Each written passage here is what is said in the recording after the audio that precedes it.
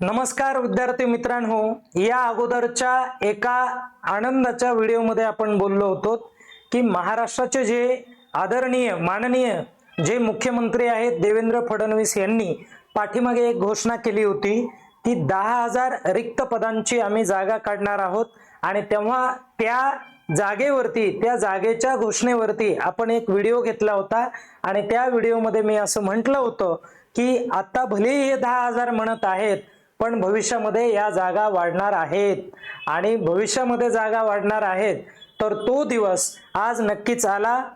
माननीय महाराष्ट्राच्या मुख्यमंत्र्यांनी काय केलं तर काल म्हणजे 18 जुलै 2025 रोजी एक घोषणा केली आणि त्या घोषणेमध्ये पोलीस भरतीच्या संदर्भातील ज्या जागा आहेत त्या जागा सांगितलेल्या आहेत विधानसभेमध्ये। तर त्या जागेंची जी काही संख्या आहे ती 13,560 आहे आणि मला असं परत एकदा असं वाटतंय की 13,560 हा जो आकडा त्यांनी सांगितलाय हा पण पुढे वाढण्याची दाट शक्यता आहे। माझं असं वैयक्तिक म्हणणं आहे की या जागा 14,000 पर्यंत जाऊ शकतात। म्हणून एवढ्या प्रचंड मोठ्या प्रमाणात ज्या काय जागा आल्यात या जागेंसाठी तुम्ही तयारी करणं खूप महत्त्वाचं आहे मित्रांनो।